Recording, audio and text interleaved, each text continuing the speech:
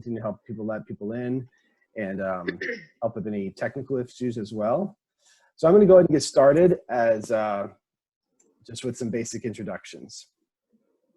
Good morning, everybody. Welcome to our second Chancellor Circle virtual business briefing. On behalf of Chancellor Dr. Diane Van Hook, College of the Canyons Foundation, and the Chancellor Circle, it is my pleasure to kick things off for all of us today. My name is James Kniblik, Director of Development of the College of the Canyons Foundation. We're also able to have Dr. Van Hook on the call today, as well as many foundation board members, as well as Kathy Ritz, our Chief Operations Officer of the foundation. The Chancellor Circle is pleased to offer this virtual series of conversations and presentations for our members. It is our hope that these calls not only be a place to gain information, but also a source of community and support for you and your businesses. For the members that are on the call today, I want to thank you specifically, not only for the years of support for the foundation, but more importantly, very recently. Through your membership contributions, we've been able to do a lot these last few months for our students, including providing groceries and food for students, laptops for students struggling with remote learning, and even setting up a new emergency assistance fund to help students stay enrolled and in school and complete their goals.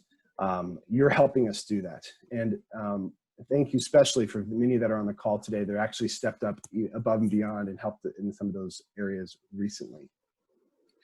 We're going to go ahead and move forward. I'm very excited to introduce three notable business leaders, but of course these three individual leaders today happen to be all notable alumni of College of the Canyons, which we couldn't be more proud of. But before we introduce these guests, allow me to take care of a few housekeeping items. As you enter the Zoom meeting today, you are going to be automatically muted. This cuts down on some unnecessary noise and interference. However, we do want to hear from you. So I have one assignment. This is almost like we're in class together. And this is actually something that a lot of our professors are doing and instructors during class. We want to make sure we have record of you, and we want to make sure that you know how to use the chat box. So I'm going to ask you to go ahead and find that chat function. If you go to that little black bar and you click on more, you're going to see the word chat. Click on that and go ahead and write your name. Put your name down so that we know that you're here. In some cases, we may not know your name associated to the device you're on, so we want to make sure that we know who's on the call. That's also going to be the area you're going to ask a question. If you want to share feedback or ask a question at any point in the presentation, we will likely not stop in the middle of the presentation, but we are going to go back and look at those and answer questions. There's also a raised hand feature. The raised hand feature allows us to notify to call on you. So maybe you want to ask a question through audio rather than typing it, and you go ahead and do that. So you can actually notify us that you're raising your hand, and that's just a little button you push. If you're on the phone, you can actually do both those things on your phone. So if you want to unmute yourself, you can push *6, and that will actually also allow you to remute yourself once you're done talking, *6. If you want to raise your hand and use that raised hand function and be called on, go ahead and push *9. This is our agenda today, folks. We're going to be hearing from two presenters, as well as having some time for question and answers. Finally, though, I want to talk about our call for next week before we dive in. We're really, really proud to be able to share that we are having another call next Friday, May 1st at 10 a.m., the same time as today.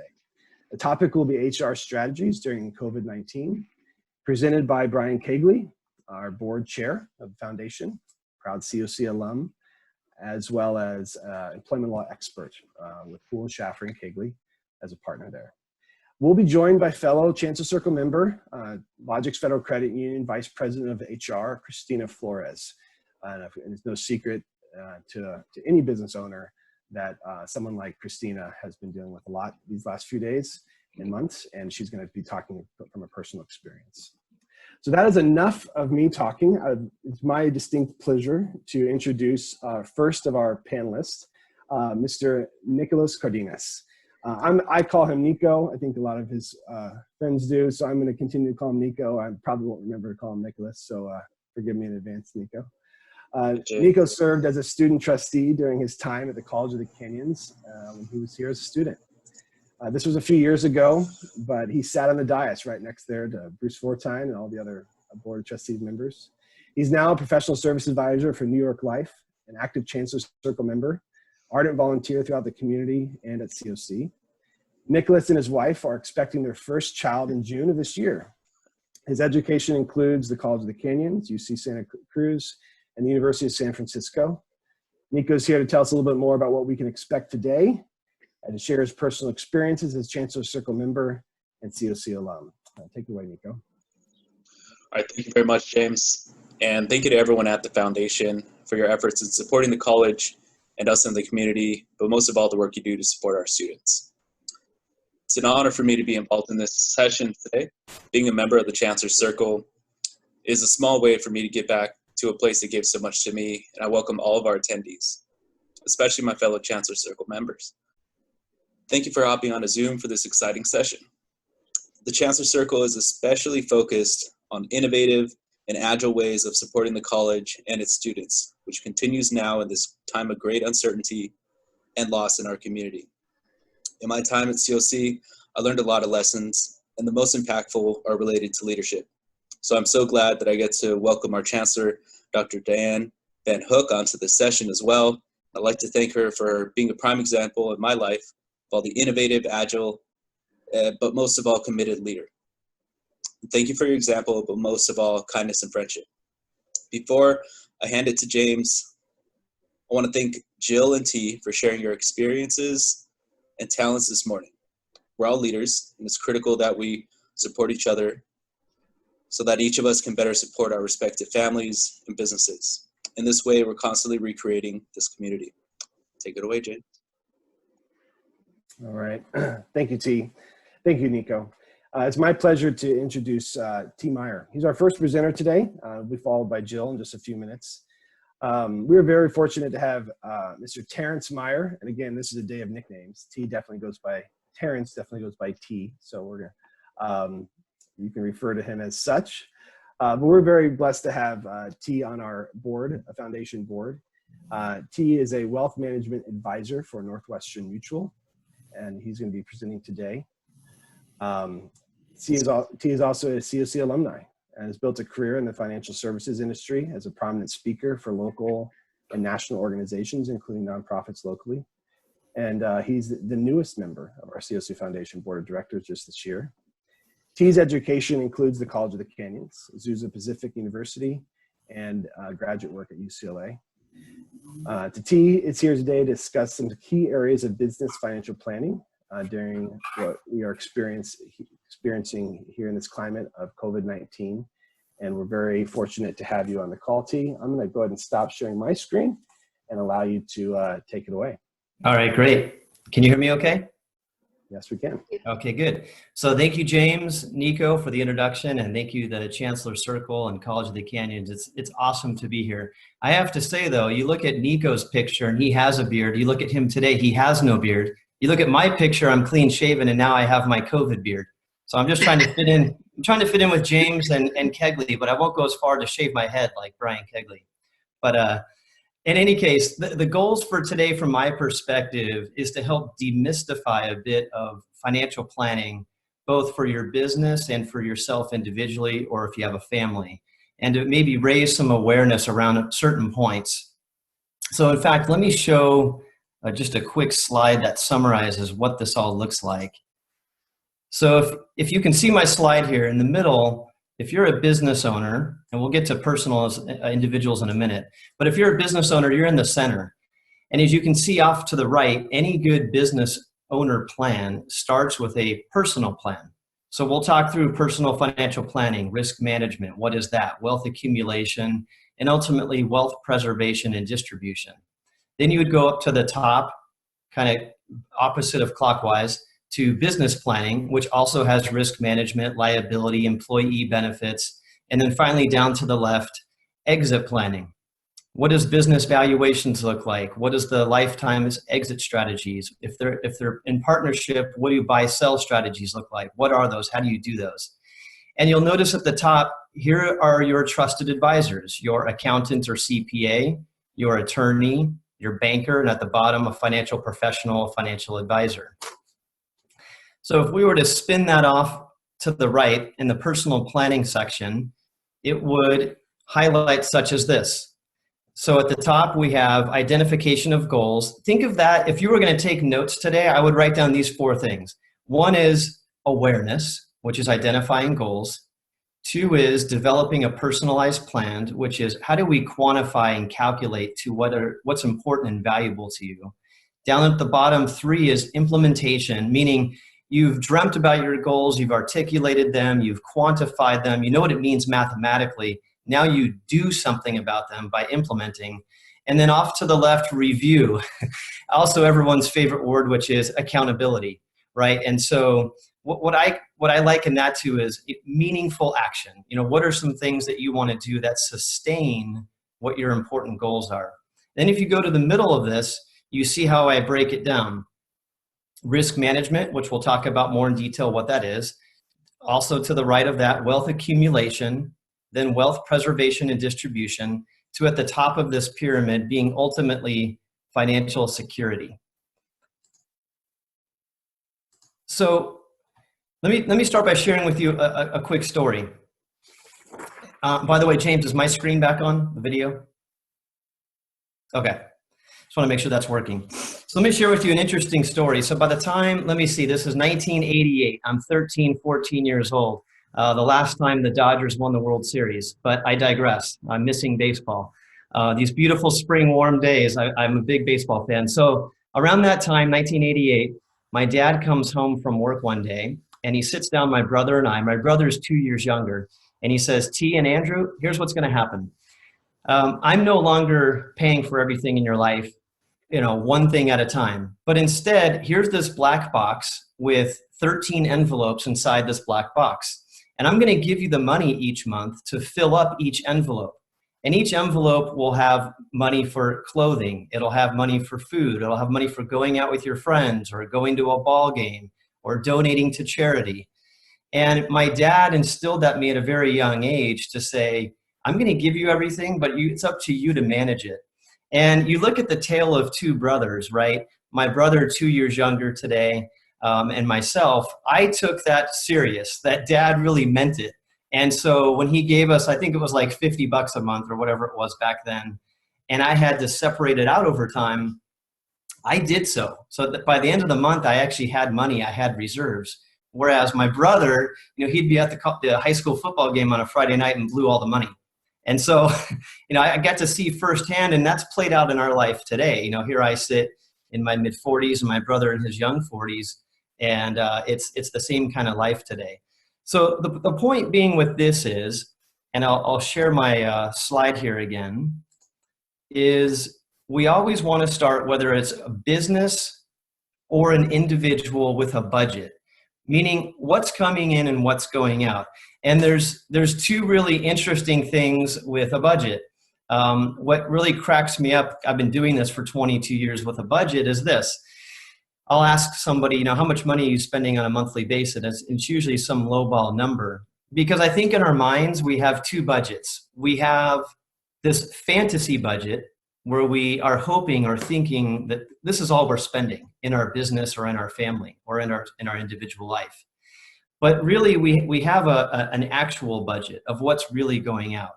And so the first step is to do 2 budgets. One is what's actually coming in and actually going out.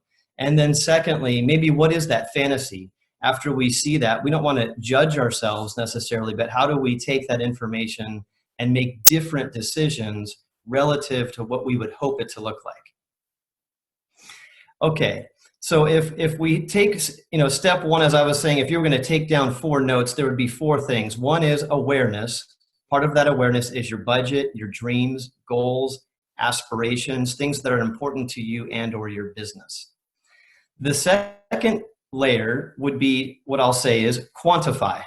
So quantify just means calculate. What does it all mean? So here's your hopes, here's your goals, here's your dreams and aspirations.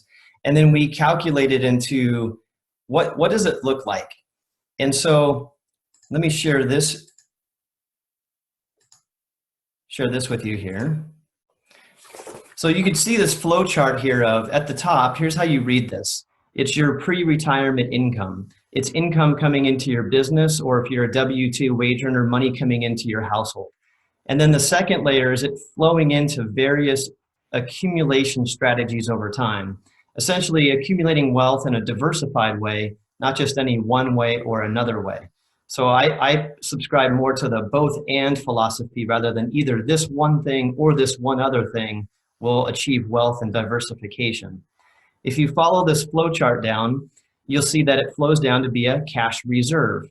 Now we hold off to the left, you'll see annuities, Social Security, pension, and other income sources, because for some of us, those don't exist. And for some of us that have them, maybe they're not even fully funded.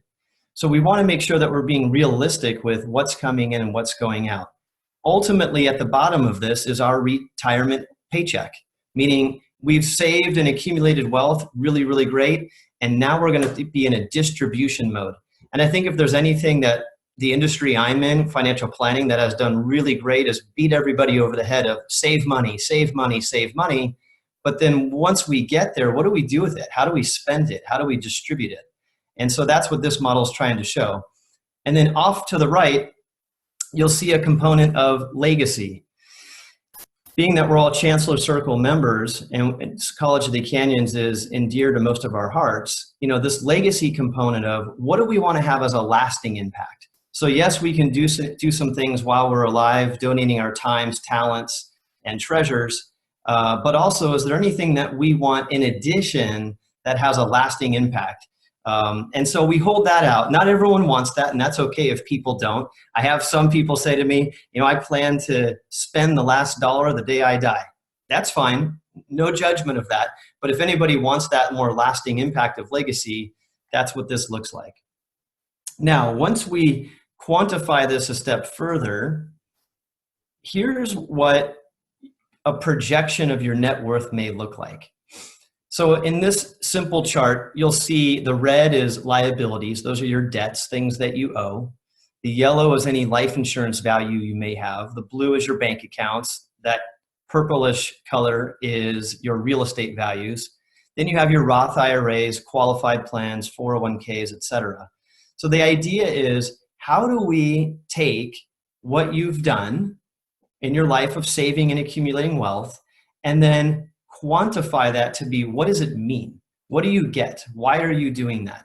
Right? And I think if we have clarity around the awareness of our goals, dreams, and hopes, and if we can then quantify that, that takes us to the next step. So number 3, if you were going to jot down a note, would be to implement. So we have the awareness, we've quantified what it means. Step 3 is you implement, meaning you take action, you do something about it.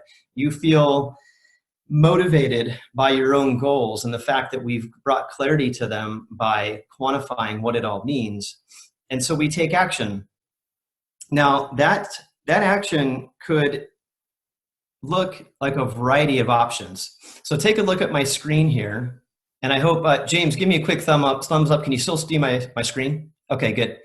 So I like to use this particular slide because it has the whole range of ages on here. So no matter what age or stage of life that you're in right now, you can look at a chart like this and you can see, okay, this is the category of life I'm in, and then go down that column and determine in a summary fashion typical things that most people are thinking about at that given age or stage of life. And if you'll notice off to the left, I've highlighted the wealth preservation and distribution, the wealth accumulation, and risk management. And so if we were to take this and actually devise a plan, imagine this being the shape of a pyramid, right? And in fact, at the top of this, you can see the pyramid right there in the top right corner. So we would want to have risk management first, which again is identified down below, which is making sure that the business owner, the business, the family, and the individual has financial security. In the unfortunate event, there was a loss of income, right, due to an illness or injury, and here we are, COVID-19, dealing exactly with that. What kind of planning and measures do we have in place to protect the business, the business owner, the employees, the family, the individual.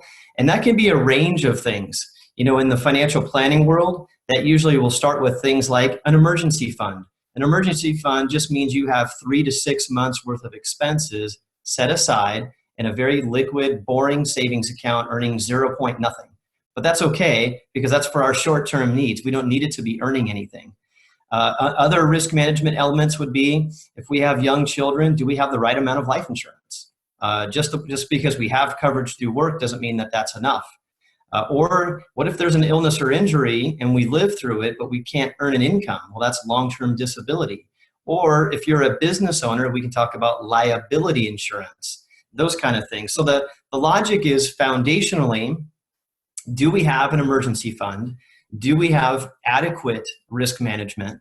And have we calculated how much do we need, so that we can move up this chart to wealth accumulation? Wealth accumulation is usually everyone's favorite topic, which is they want to talk about the market, their 401ks, their mutual funds, their real estate, and those kind of things, which is awesome. And obviously I'm a big supporter of those kind of strategies. But I think it's putting too much ahead if we don't have a foundation of financial security and we just talk about growing wealth, and there's an illness, an injury, or a premature death. It doesn't matter how good we are at financial planning. Those dollars or those assets are going to be liquidated and spent much faster than normal.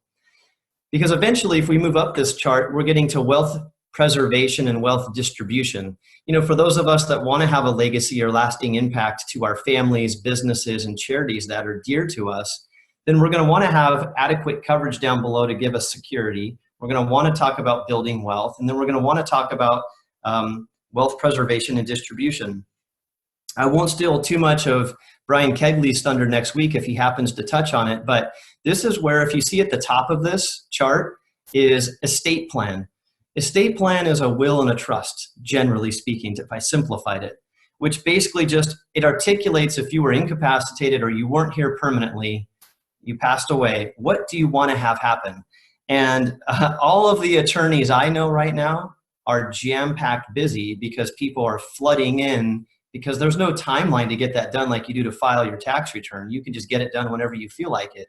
Well, now that, you know, COVID-19 has struck a lot of fear into people, making sure that the business estate planning is proper, as well as the family and individual, is absolutely critical. And one caveat is, older estate plans did not usually have a provision for ventilators, which is now obviously a big deal with COVID. And so even if you have your will and trust, I would encourage you to go back to your attorney and make sure that you have a provision in there related to the ventilator. Okay, so that's implementing. And then the final category would be accountability, right? How do we have sustained change? So imagine this, right? So if you were writing these 4 things down, the first one is awareness. We have a great conversation about your hopes, dreams, and goals. 2, we quantify what that all means from a math and financial planning standpoint. 3, you actually implement and do something about it. But let's say it stops there, and a year, 2, or 3 go by, and you kind of fall off some of those things that originally you had done for your business or your family. Well, that's that accountability or sustained change, or some people call it discipline part, that I think is really probably the most valuable piece to this. Because if we just have a great conversation and I build a great model and you implement some great ideas and it stops there and it falls apart, then it really takes us back to the first step of starting all over again to do something. So I think for your business or even for your family, you would have 3 maybe approaches to this as a subset to awareness, quantify, implement, accountability. The subset to that would be, what are your stated objectives? What is important for your firm or your business or your company? And really get clear on what does that mean? And then 2, once it's clear on those goals and aspirations for the business or family, what kind of education and credentials do you need to achieve that? And maybe it's going back to COC for some nuanced element to something that you got in your master's degree or bachelor degree, but now you need some other nuanced component. That's fantastic. And that should be a part of us as business owners, continuously educating ourselves to provide value to our clients and the people that we serve in our communities. And then the third component would be how do we employ and engage a team around us, right? And so in my environment, it's having stated objectives for my firm and what I'm trying to accomplish, me going out and getting education and credentials, and then having the right team environment in our businesses or our firms to say, all right, we have the right people in the right seats doing the right things, and the team is engaged and energized around the fact that we have clarity with those topics. So I know that was a lot of information and at least several slides. Let me pause there for a minute, James, and see if you have any questions or comments from yourself or any others. I think this is great, T. We've got a couple questions that have come in. Why don't we give you a chance to kind of wrap up, and then we'll let Jill address, and then we'll save as much time as we can together and answer some questions, if that's okay. Okay. So the only other things that I would wrap up with is this, I'll give some general market commentary, because that seems to be on everybody's mind, both from how does it impact our business, how does it impact our families. And I think, I'm a pretty optimistic person by nature. I try to look for the good in everything. And, essentially think of it like this. There really can be only one end of the world. I think I was talking about this with Joe Clocko recently. And there can only be one end of the world. And if this is it, then I'll tell you, your finances and my finances do not matter. It doesn't matter the rate of return in your IRA and your stock portfolio if this is the end of the world.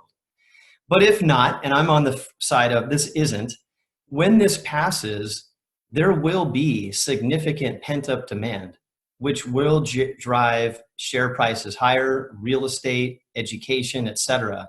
The question is, how much time is that going to take? And none of us really know, which is why the stock market looks the way it is. The stock market is a leading indicator, meaning it tries to predict. And so sometimes you'll see the stock market recovering. For example, the stock market today is up 30% from the trough just a few weeks ago. Well, why? We don't have a whole lot of extra news, but it's trying to project. And so sometimes you start seeing recovery in an area, but we don't have perfect information and perfect knowledge yet. And in reality, and here's what we have seen with the market, in the absence of that perfect knowledge and perfect information, we end up with volatility. And that, in a sense, is okay. But the key is to move through that volatility and be sustained is to have those four elements that I've articulated: an awareness about your plan, quantifying what it means, implementing some strategies, and having some accountability around it. If you have those four identified, moving through volatility is not as painful. I'm not saying it's not painful to see your portfolios go down 35% in 2 weeks. It's painful for everybody. But if we have clarity around those other aspects, it doesn't create as much or any panic of like, I got to do something, because you've already done it. And just because the market is being volatile around your plan doesn't mean you need to respond to it. And, the other thing I hear is, yeah, but T, this time is different. Well, it's not that this time is different, but I would say this time is unique. It always feels different, and it can always feel permanent.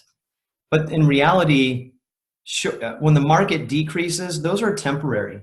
And when the market's increasing, those are more permanent advances. And so what I leave you with as it relates to the market is, if you build a plan and volatility comes into the plan and you bail on that plan, then what good was it, right?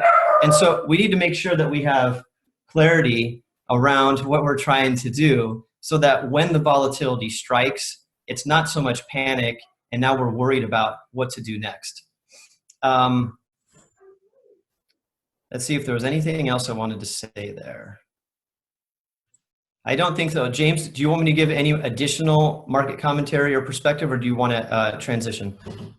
Well, this is great. Well, let's bring up Jill, and Nico is going to actually moderate the questions afterwards. We've already got a couple in the queue. T, I think a couple of those will be right on the money as far as your commentary. So thank you, T, again, for your wealth of knowledge and experience. It's my pleasure to introduce Jill Mellady, no stranger to almost everyone on the call, but she is the president of Mellady Direct Marketing. and the longtime chairwoman of the Chancellor Circle Steering Committee. She's a dear friend of mine. I can't say enough about her and her family and her business, but we just really appreciate the work that she gives tirelessly to the foundation. She's here to tell us a little bit more about what we can expect in the weeks to come with our virtual business briefing series, as well as some personal experience that she would like to share on this topic of business planning. Jill, I'm going to share your slides, but go ahead and take it away. Thank you. Give me a second here.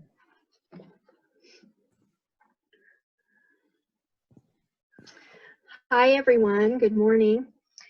I'm Jill Mellady, and my husband and I own Mellady Direct Marketing. We're a printing, mailing, and marketing agency here in Valencia. We have a 15,000 square foot facility where we do printing, mailing, and marketing services. We have 18 employees. Most of our clients are, we have a lot of clients in Santa Clarita, but we have a lot of clients that are nationwide. Since our work does come from other businesses, we have taken a huge hit in this pandemic, like most of you.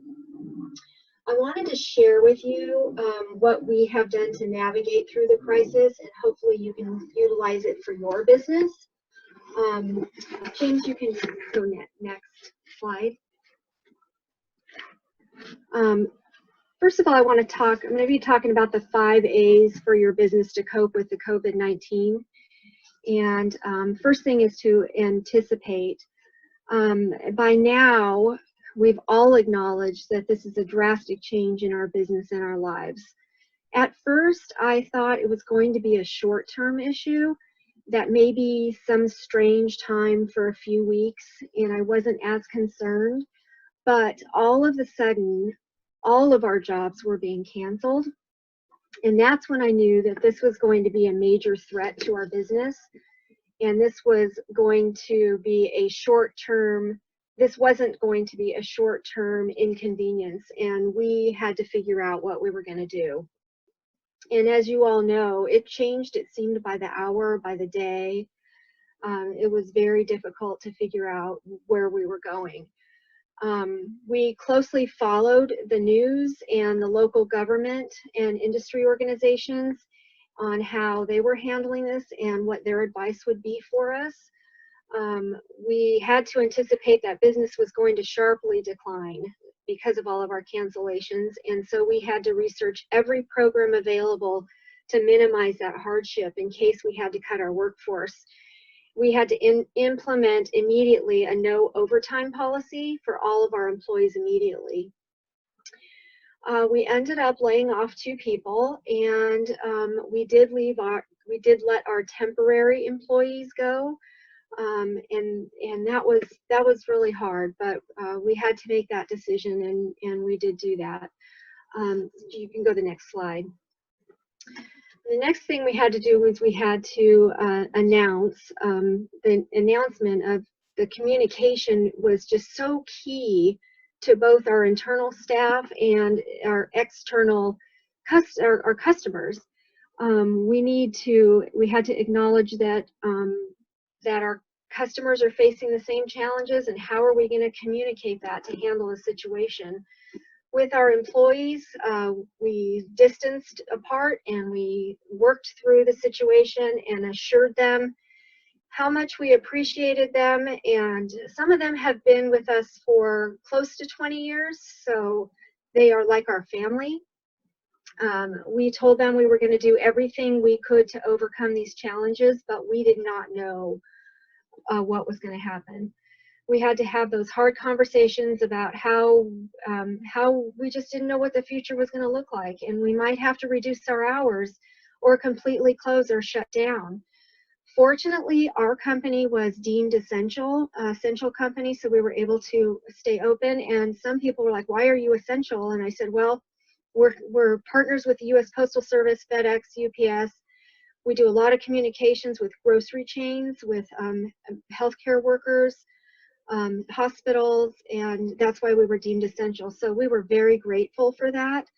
And immediately we told our employees about the California Workforce Program, which is a program through the EDD, whereas we could employ them for 24 hours a week and the state would pick up the rest of the hours up to 40 hours tax-free. So they would be making almost as much on this program. And I just thought that that would probably be the way that we would go. With our customers, when the crisis started, we sent out emails almost daily to our clients, our prospects, our vendors, the community contacts that we had. The messaging was not salesy at all. We just wanted to let people know that we were here to help, and how we were going to help, we would figure out how we were going to help, but we wanted them to know that we would be with them through this. The emails that we generated were just so positive throughout, you know, everyone. It wasn't something to generate work. It was just to let people know that we will help them in any way possible and that we're all in this together. We also personally reached out to a lot of our clients just to talk them through and see what they were doing and try to, you know, let them know what we were doing and just try to share our knowledge together so we could get through this. There are a lot of good people in this world that want to help you, and they want to help you stay in business. So reach out and ask for that advice. Don't be afraid at all to ask, because everyone is in the same situation. But as an essential business, I did feel grateful that we could still employ our employees. The more information you have is better. The more information you have, you can share. And just don't be afraid. So we also talked to all of our vendors, and we asked for extension on bills because we needed to keep our cash. We needed to keep our cash. I wanted to pay our employees.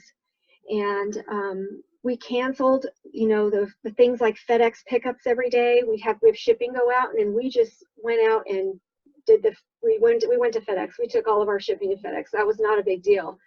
But what really shocked me was when we went to Xerox, and we have a few digital machines, and we asked for their monthly click charges and their maintenance fees to be reduced, and they reduced them. Took a little while, but it was amazing that a big company like that, they were there for us, and we're grateful for that. We're doing things like using our employees to clean instead of hiring an outside company to save money. We reduced our phone bills. We utilized help from elected officials, and the California Work-Share program that I mentioned earlier. We did not hear from EDD for weeks on end. And I got a little nervous about that, so I called Senator Scott Wilk's office, and within 3 days I had approval, and I had all my certificates in my office through the mail. It was actually couriered to us. So that was a huge help. But there's other businesses that helped us as well, as you know, with our PPP loan, which we did get this week. You know, that was really tough because nobody really knew anything, and I applied the first day, but the banks were so overwhelmed that it was very difficult to get any communication. So I asked for help. I asked people that had relationships with the bank to, you know, help me, and let's work together and see if we can get through this. And it worked, and I got my loan this week. So I'm very grateful that just by asking people that I know that know people to help. So please ask. So next we're going to go to the next slide, the apply. Apply for that financial assistance, all of it. The PPP loan, the EIDL loan.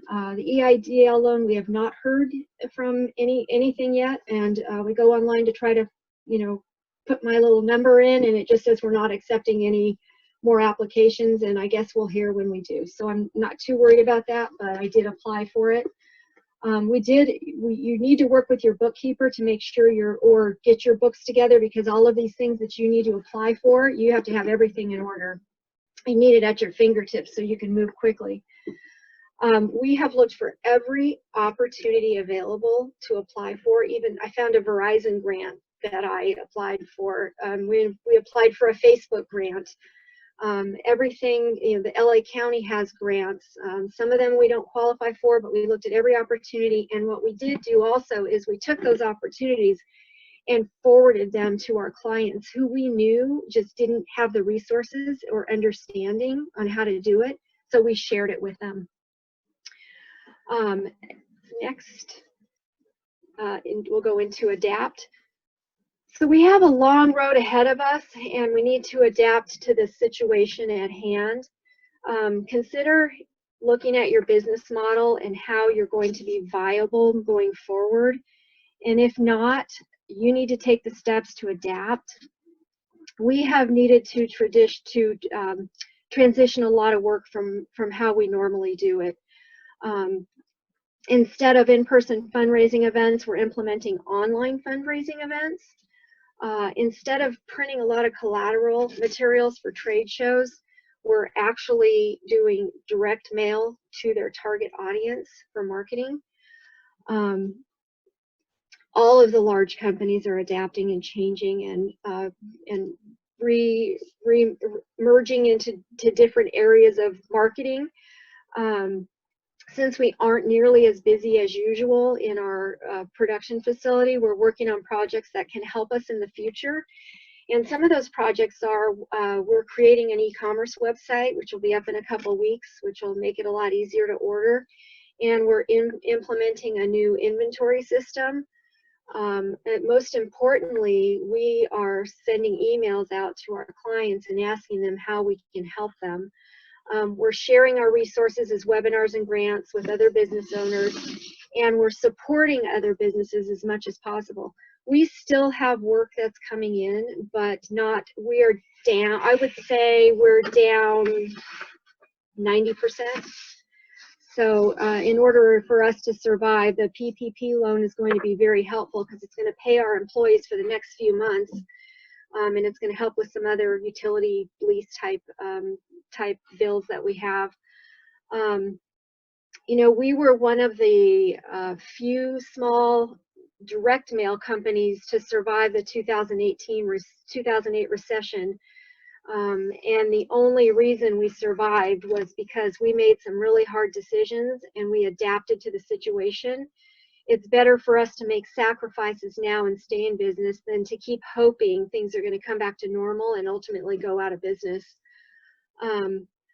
This pandemic is nothing like 2008, but I really have confidence we'll make it through, and we'll make it through because of the sacrifices we're making and the help that we're asking for, and the education that we're getting from all of you, like T this morning.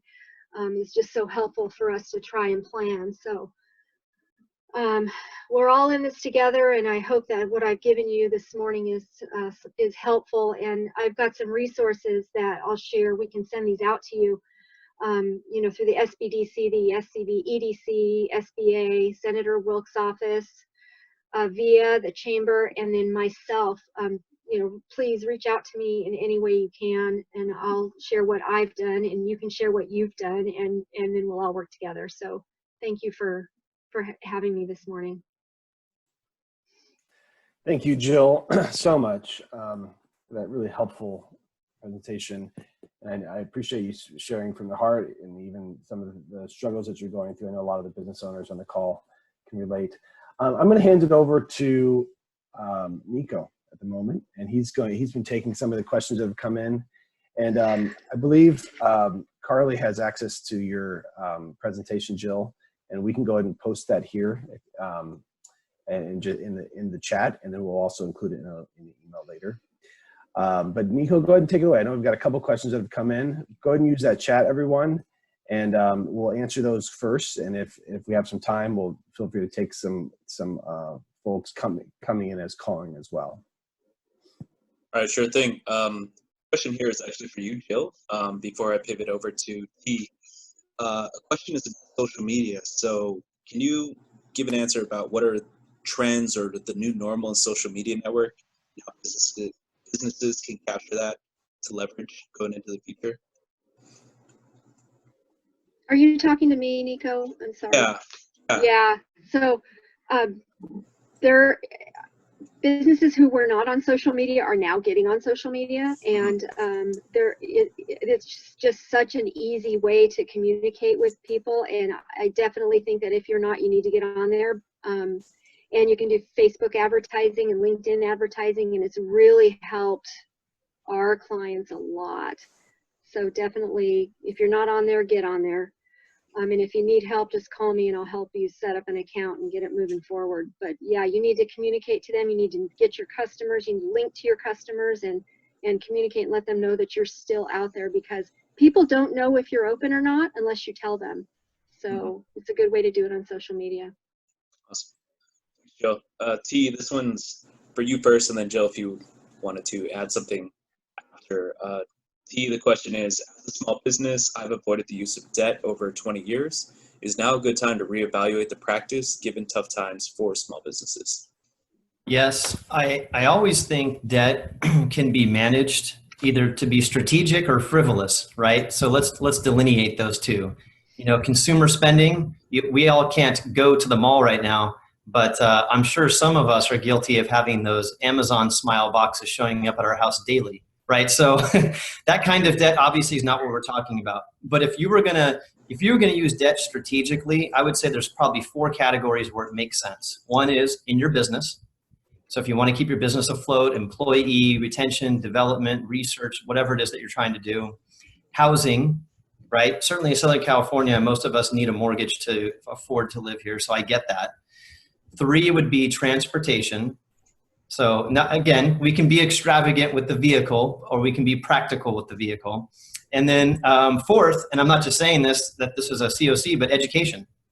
I think investing in our education, if that means taking on some debt to better ourselves and our families and our businesses, I think that's worthwhile. And today, if we're strapped and we need that to invest to grow, I think that's great. Cool. Yeah, I appreciate that, T. I mean, with me and my clients, just not all debt's created equal. So yeah, happy to hear that perspective. Jill, anything you'd like to add on that? I don't think so. Okay, cool. That's not my area. Sorry. In the chat, we have a general highlight for you, Jill. So appreciate everything you're doing and sharing. Back to you, T. I have a question that you answered offline, but I wanted to make sure that you can share some of the kind of highlights of that to the rest of the group. It was about, having non-perishable goods and to, combat inflation, and when people are making runs on Sure. different goods. If you can kind of translate that and make sure that folks kind of understand how that might apply or not apply, but maybe more so in the business context of, I have a ton of inventory, how's that going to help me or not? Sure. Yeah, and I think my general comment with there is there's a difference between being prepared and being a hoarder, right? And so you've seen those people with masks, with, funny things like toilet paper and what have you, and that can happen anywhere. And I think being prepared is one thing and hoarding is an exaggeration of that. So I definitely think as part of the emergency fund and contingency planning to have food or inventory or different aspects for your business that you may need available. Maybe it's a home equity line of credit that you don't intend to use or abuse, but you need it to keep the business afloat or things in your family afloat. I think that's fine. The other thing that could be helpful is to keep a safe at home with some small bills in cash. So not hundreds, but if, let's just say we had an earthquake or something and now credit cards are temporarily down and we need cash, I think it's wise to have a few hundred or a few thousand in small bills, singles, 5s, 10s, so that if we had to transact and buy things with cash again, we have that ability. Cool. I can't tell you where, but I have one of those stashes. Great. Appreciate that, T. Let's see. So generally, Jill, I just wanted to reflect on something that I actually picked up last week and have been sharing with different business owners, and they're like, yes, this is 100% true. Something that Catherine was sharing is just cash flow is king right now, and that's really critical. And you mentioned people having their numbers and working with their CPAs and bookkeepers. Can you give any further tips on managing cash flow in these times, and maybe how you see yourself making that transition out of where we are right now? Well, fortunately, Fortunately, we had a pretty high accounts receivable before this happened, and so those people have been paying us, but I am very conservative in spending money. When we buy equipment, we pay cash. We save our money, and when we see the need, we buy it, so I don't have a lot of debt. And I usually keep a good amount of money in our bank account so that I can make it through something like this to happen. We're just very conservative. I pay off my credit cards every single month. I never go a month without paying them. So I believe that we're in really good shape, but some of the vendors that I've asked to help us out who have asked for, we've asked for, can we pay in the, in 3 months from now? Just like you hear about mortgage companies that, give your forbearance, we've asked some of our vendors to hold off so that we can keep our cash. That is going to catch up to us in a few months, but I believe that we are going to be, we are going to survive for a while. We'll be okay, just because of our we've been very conservative, and we save our money, we buy our equipment, and we don't take out a lot of loans. So that's been our strategy, and it seems to have worked for us. Excellent. Thank you, Jill. Really appreciate it. So the last comment from you, and then I'm going to hand it back to James so we can make sure everyone wraps up by 11 p.m. Yeah, perfect. Please. A couple things. One, I wanted to say, somebody had a suggestion. Is his name Garrett on the call? He had a good suggestion about food. He likes using mountain food storage as a resource. I've never used that, so maybe that's something to look into. The second thing I wanted to say is, Stephanie Wallace, thank you for posting some of these helpful links to things for business owners and individuals. And then I have one more practical thing to share to add to what Stephanie has been posting, which is with your mortgages, if you need a reprieve, not to take advantage, but if you need it, mortgage companies are working with 90-day deferments where the payments don't go away, they just get added till later. And insurance companies are doing the same thing. I work with people a lot with life insurance, disability insurance, long-term care insurance, et cetera.